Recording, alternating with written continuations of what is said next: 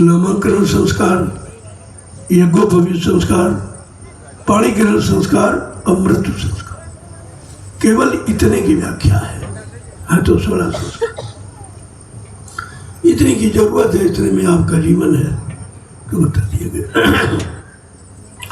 लेकिन यह लिखा कि सर्व संस्कार संत समक्षी, सारे संस्कारों का शुभ और फलीभूत संत के समक्ष होता है, उसके समक्ष सारे संस्कार फलीभूत होते हैं। अपनी तरह से मनमानी करने से कोई काम नहीं होगा। इसलिए हमारी जय गुरुदेव आध्यात्मिक वैचारिक प्रचार समिति तमाम तरह के निःशुल्क सामाजिक पारिवारिक सेवाएं करती है, निःशुल्क करती है।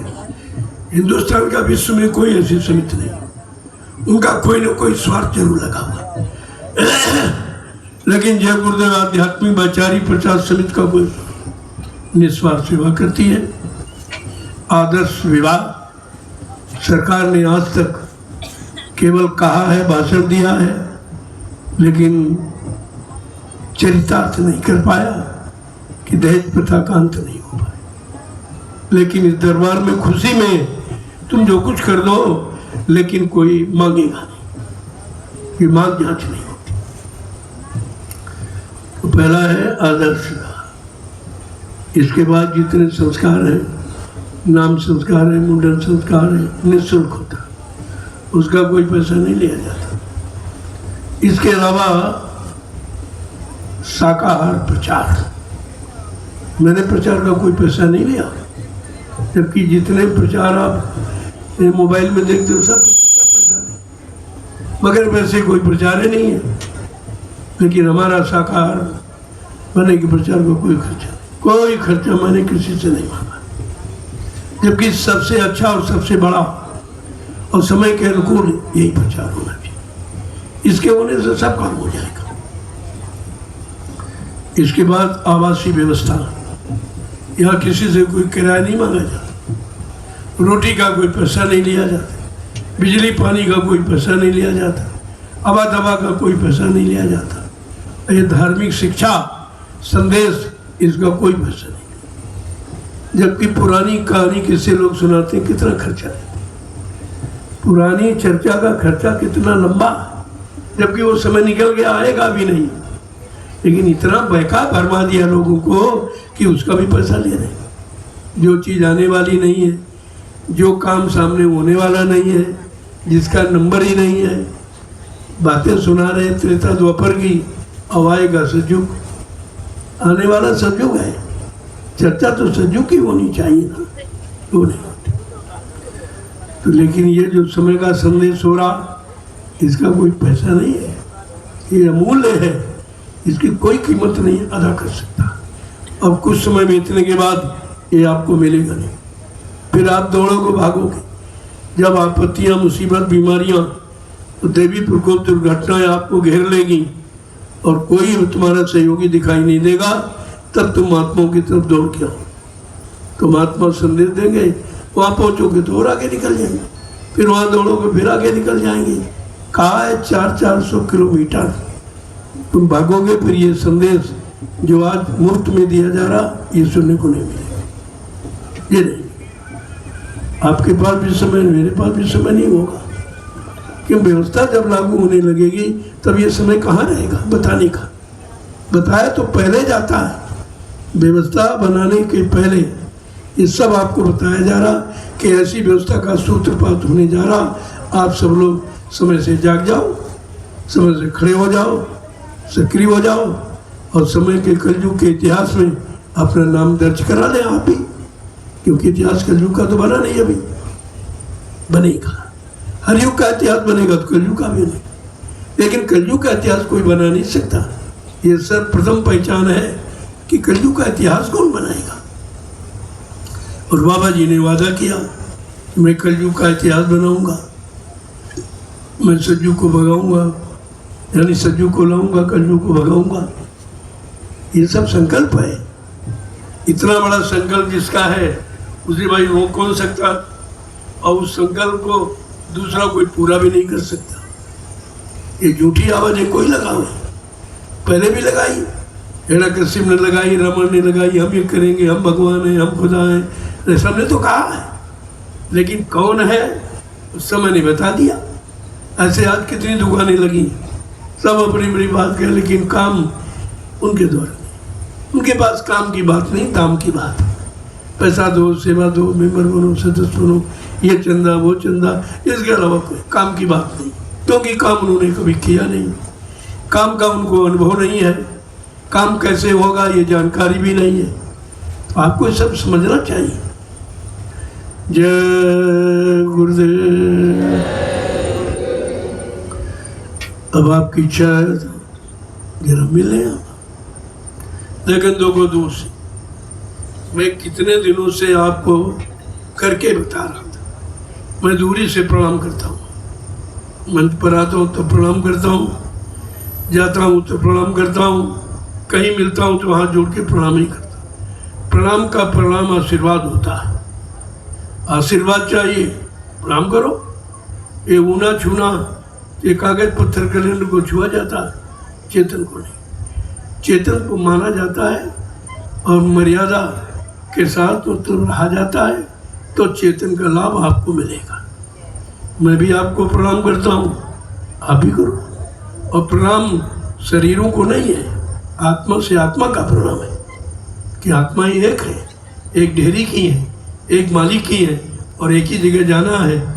इसलिए उनमें इतना प्रेम हो जाए और आपस में इतना लगाव बढ़ जाए तो भी आपका काम सरल हो जाएगा। पहले समझो आप, तो दूर से आप ये अच्छा रहेगा, आपके लिए भी अच्छा है। कहीं तुम रहो, कितनी दूर चलो जाओ, प्रणाम का प्रणाम आशीर्वाद होता है। जब भी करोगे अंतर्मुखी से, अंतर्दृष्टि से, तो आपका प्रणाम स्वीकार हो जाएगा। उसमें क्या बात है, इस बात को ध्यान में रखिए आप। जय गुरुदेव। अब आप लोग लाइन में आकर के हम आपका दर्शन करें, आप सबको प्रणाम करें और आपको आपकी मेहनत परिश्रम का, आपके सुकून शांति के लिए, बीमारी परेशानी कम हो जाए उसके लिए महाप्रसाद है। देखो ये कितनी बड़ी बात है, प्रसाद कोई बना नहीं सकता। मैं विश्व की बात करता हूँ, हिंदुस्तान नहीं, विश्व में कोई नहीं बना सकता। इसीलिए ये लोग क्या कहते हैं, प्रसाद खरीद के ले आओ। बनाना तो जानते बेचारे नहीं, कहते दुकान से खरीद के ले आओ। अरे प्रसाद खरीदा नहीं जाता, प्रसाद बनाया जाता। बनाता कौन, जिसने अपने सदगुरु दाता दयालु को खुश कर दिया, उनके आदेश हुक्म का पालन करके, उनके वचनों पर अपने जीवन को चलाकर जितने अपने मालिक को खुश कर लिया, वो अपने सदगुरु की दुआ दया किसी वस्तु में प्रवेश करके जीवों को लाभ दे सकता है। ये चीज है, तो आप उसको भी ले लीजिए। मैं 12 वर्ष से लगातार बांट रहा हूँ और तुमको कभी नहीं किसी ने दिया और आज भी कोई नहीं दे रहा और आगे भी कोई दे नहीं पाएगा, क्योंकि प्रसाद बनाना ये सब के बस की बात है। ये सब चीज़ें समझने की हैं। और ये कहीं जाओ, कहीं इतनी दुकानें खुली हैं, पैसा सेवा लेंगे नहीं, प्रसाद नहीं दे सकते, और देंगे तो उसका कोई लाभ नहीं। नकल तो करेंगे हमारी, लेकिन लाभ की नकल नहीं कर सकते। लाभ देना बड़ा मुश्किल है, वो नहीं हो पाएगा जब तक सदगुरु की शरण में आप आत्मसमर्पित भाव से नहीं रहेंगे, तब तक उनकी दया का इस्तेमाल आप नहीं कर सकते हो, मिलेगी नहीं आपको। जय गुरुदेव। देखो वो उधर शुभ विवाह का मुहूर्त है, जल्दी से शुरू करो। ये उधर नहीं आना चाहिए, आज की तारीख में रहना चाहिए। तुम समझते तो हो नहीं, दुनियादार के लोग शादी किसी तारीख में तय करते 12 के बाद 1 बजे बारात ही लाते, तो उनका ये मुहूर्त खत्म हो जाता, इसीलिए उसका लाभ नहीं मिलता है। इनको कोई लाभ नहीं मिलता। ये मुहूर्त उस घड़ी है कि 12 के पहले उधर नहीं, बल्कि 10 बजे। मैंने कहा 10 बजे तक तो पूरा, उसमें करना ही क्या, उसमें क्या करना, किसी की जरूरत है ही नहीं। मियाँ बीबी राजी तो क्या करेगा काजी, किसी की जरूरत नहीं। ये एक गवाह होते, ये बारात क्या है, एक गवाह। इतने गवाही, यहाँ तो इतने गवाह है, ऐसी तो दुनिया में कोई बारात है ही नहीं किसी की, और कोई ला नहीं पाया। और ऐसे बाराती जो भोजन अपना करते, नाश्ता अपना करते, और सहयोग तुम्हारे में। क्या ऐसा भी कोई स्थान है, ऐसी कोई जगह है, या किसी ने ऐसा करके दिखाया, ऐसी बारात कोई ला सकता? इस पर आपको विचार करना चाहिए। ये आश्रम की मर्यादा है, तो आप इसको देखिए और प्रसाद ले लीजिए। अब देखिए आप किस तरह से, तो जल्दी से इसको निपटाओ।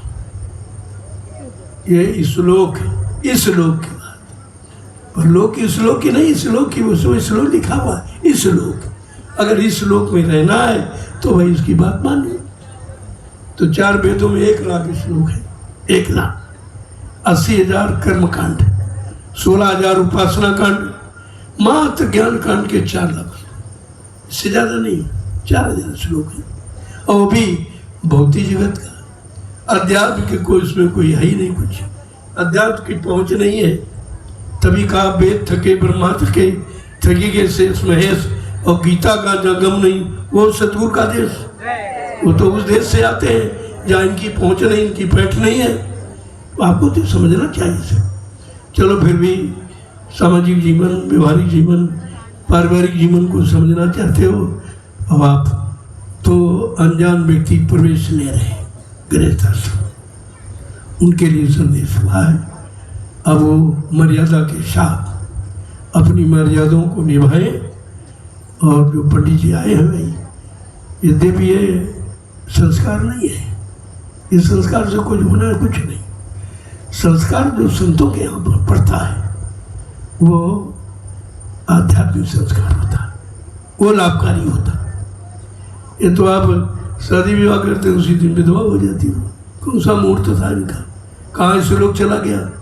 तो ये श्लोक इनका बनाया नहीं है, कितनी पौराणिक व्यवस्था है। उस समय लोगों में ऐसे विचार थे, ऐसा अच्छा खान पान था, ऐसे मतलब उनके अच्छे कर्म थे, उनके लिए विधान बनाया गया था।